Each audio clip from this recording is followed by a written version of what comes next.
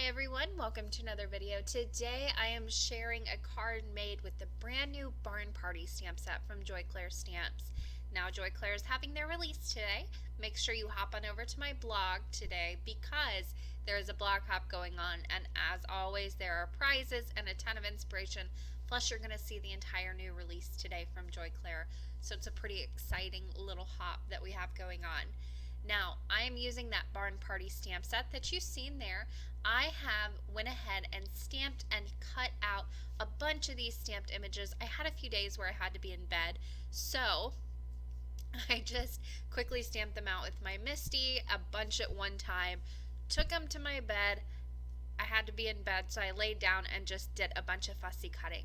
If you don't enjoy fussy cutting like I do, you can cut these out with your digital die cutting machine.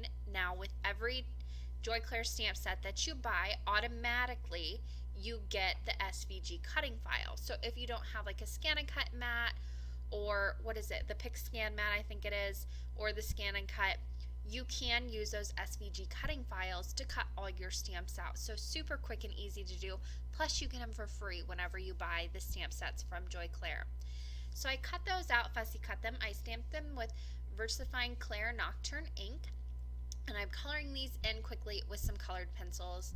I'm using my Prismas today, and I am blending out with some OMS and my blending stumps. Very, very simple to do, quick, easy. That's my kind of coloring.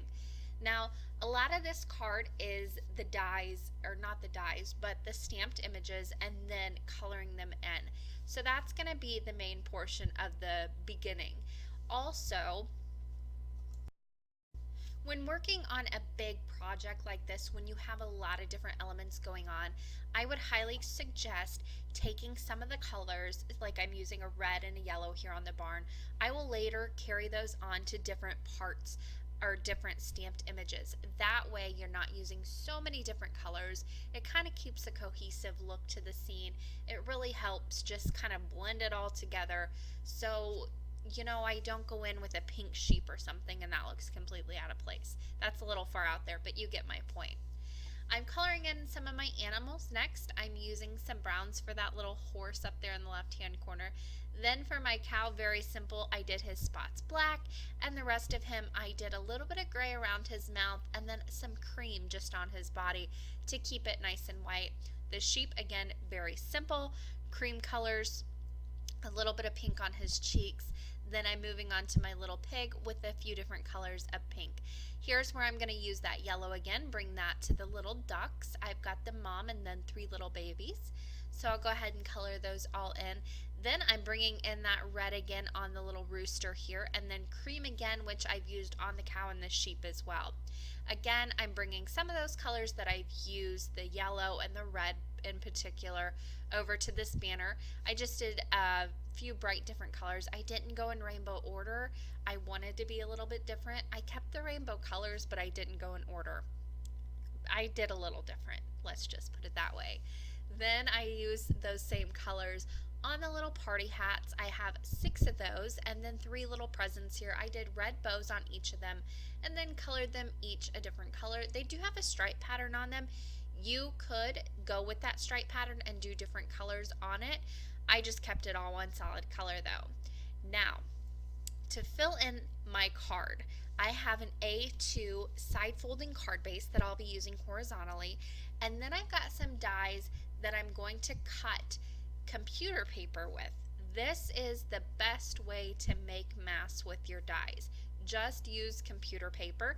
First of all, it's cheap. You don't have to use a whole thing of masking paper, which can get a little pricey if you start doing that every time you make a mask.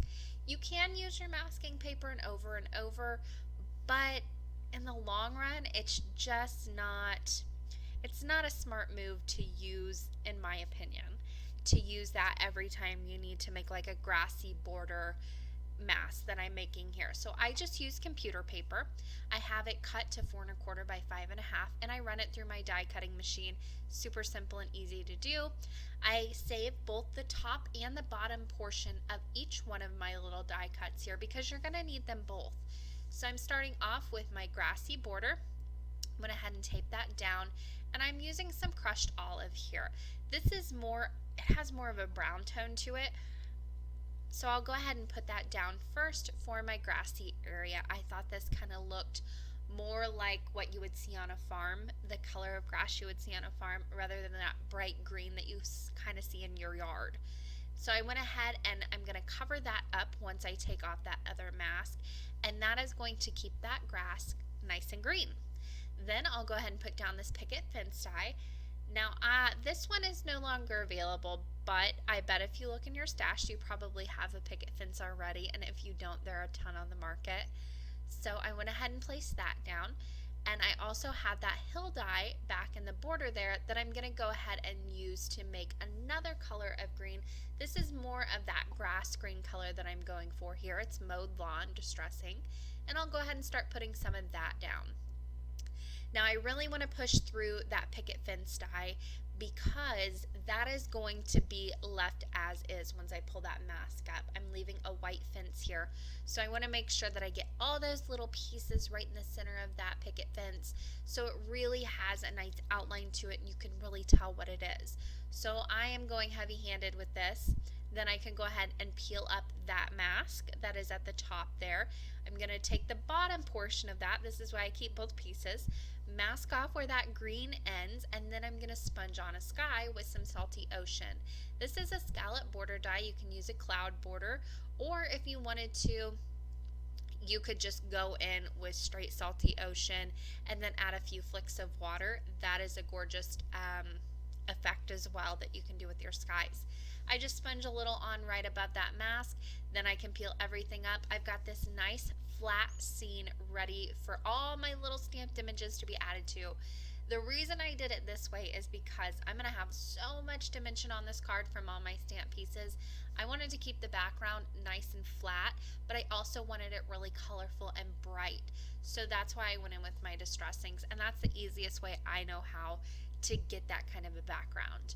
Now for my little barn, I popped it up with some dimensional adhesive right in the center of the card. Now that is going to be the focal point. If you have any places where you go a little bit outside the lines, I just wait a little bit, wait for it to dry, wait for that OMS to dry. If you're using alcohol markers on these, wait for your alcohol markers to dry, whatever you're using. Give it a little bit of time just to sit and rest. Then come in with the white gel pen and just kind of dot over it. You don't want to directly color over it because that's going to leave a little bit of a translucent finish.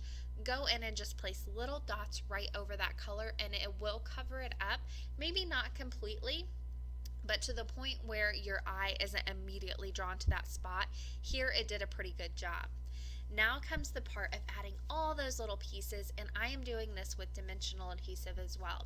I added that banner to the center of the barn with dimensional adhesive.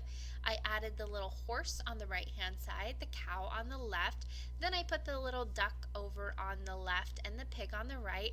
I'm going to add some of those little baby chicks as well. I've got one right here that I'm adding in between the pig and the horse, and I am laying these on top of my scene before I actually put them on. That way I can play around with the placement, move them around as I see fit, and then I can go in once I'm happy, add some adhesive and put them down. I thought it would be cute to add one of those little chicks on the horse's back, so I did that with some more dimensional adhesive. And I am also put that little rooster up where the top window is, and then it was time for the party hats. These I'm just going to place a little bit of adhesive right on the back. No dimensional adhesive on these. And then I'll go ahead and place them on some of the little animals' heads. So I've got one on the cow and one on the horse. And then I'm going to put the little birthday presents right in the center where that barn door is nice and open. Now I had one little hat left right there, so I'm going to go ahead and place him on the little duck. I thought that would be so cute, so I went ahead and put some more adhesive on the back of it and placed that right down.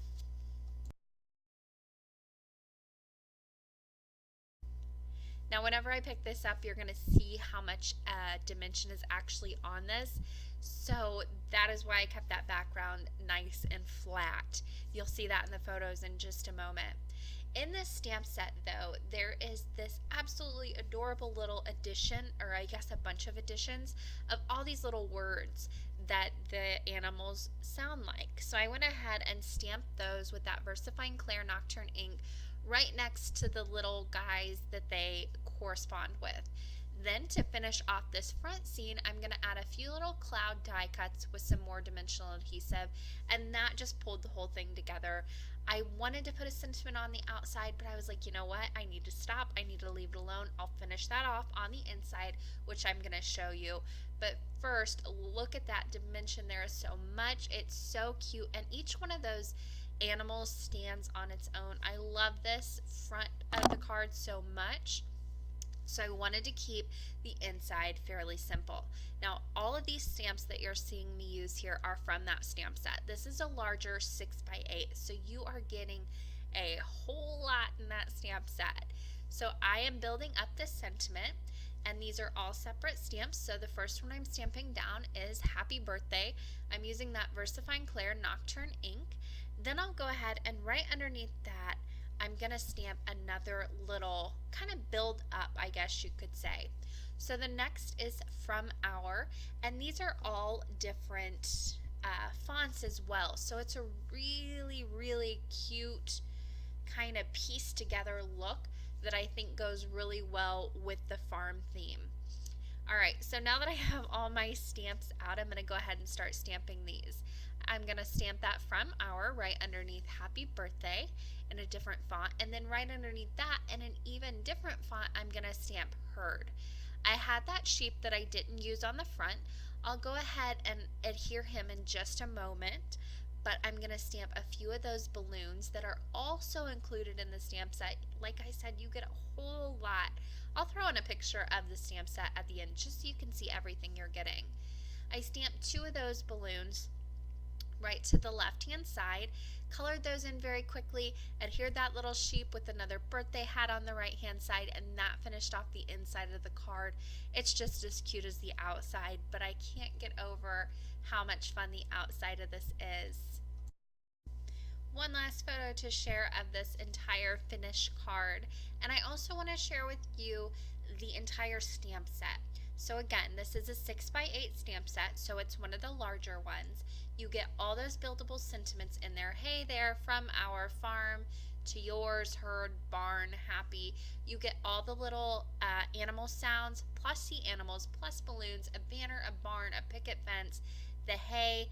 It's huge and loaded and chock full of different images for you to use and play around with. So much fun. But I want to thank you guys for watching today. If you enjoyed this video, you can like it down below.